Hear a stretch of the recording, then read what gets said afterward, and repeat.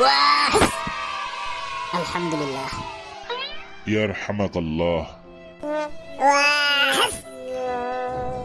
দাদু, আমি হাসি দিলাম, ইয়ার হামাকাল্লা পড়লা না, আর ওর বেলায় পড়লা কে?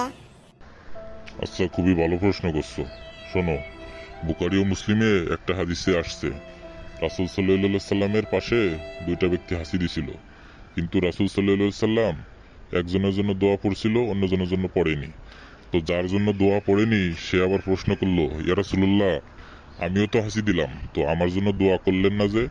তখন রাসূল সাল্লাল্লাহু আলাইহি সাল্লাম বললেন, তুমি হাসি দেওয়ার পর আলহামদুলিল্লাহ পাঠ করোনি, তাই তোমার জন্য আমি দোয়া পড়িনি। তাছাড়া অন্যান্য হাদিস শরীফে আসছে, রাসূল সাল্লাল্লাহু আলাইহি সাল্লাম বলছেন, এগুলা বান্দার হক, কেউ হাসি দিয়ে আলহামদুলিল্লাহ পড়লে তো তার উত্তর দিতে হয়, ইয়ারহামাকাল্লাহ। আচ্ছা দাদু, হাসি দেওয়ার পর যদি কেউ আলহামদুলিল্লাহ পড়ে তো উত্তরে ইয়ার হামাকাল্লা পড়তে হয়। আর তুমি কইলা এটা বান্দার হক, আর এটা যদি বান্দার হক হয় তাহলে তো ও যখন আলহামদুলিল্লাহ কইলো তখন তো আমাদের সবার ইয়ার হামাকাল্লা পড়ার দরকার ছিল, তাই তুমি তো খালি একা উত্তর দিলা। হ্যাঁ, এটা তুমি খুব ভালো প্রশ্ন করছো। আলহামদুলিল্লাহ বলার পর আমাদের হাসির উত্তরে ইয়ারহামাকাল্লাহ সবারই বলা দরকার ছিল, কিন্তু আমি একা বলছি। কারণ হচ্ছে বিষয়টা তো আমি একা জানি, তোমরা তো জানো না। এখন থেকে জানলা, এরপর থেকে তোমরাও এরকম করবা, ঠিক আছে? আচ্ছা দাদু, আমরা সবাই মিলে তার হাসির উত্তরে এত দোয়া করব, তা সে কি আমাদের জন্য কোনো দোয়া করবি না? নবীজি এ সম্পর্কে কিছু বলেন নাই? হ্যাঁ, এটা খুবই মূল্যবান একটা প্রশ্ন করছো।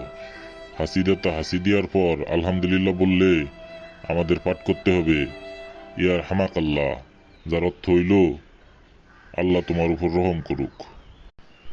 আমরা যে তার জন্য দোয়া করলাম, তারও তো উচিত আমাদের জন্য দোয়া করা।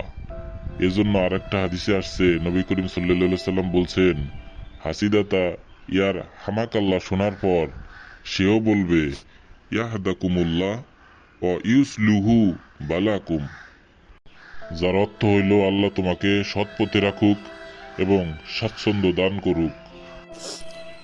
ওয়াহ, আলহামদুলিল্লাহ। ইয়ার ইয়ারহামাকাল্লাহ। হামাকাল্লা। ইয়াহদাকুমুল্লাহ ওয়া ইউসলিহু বালাকুম।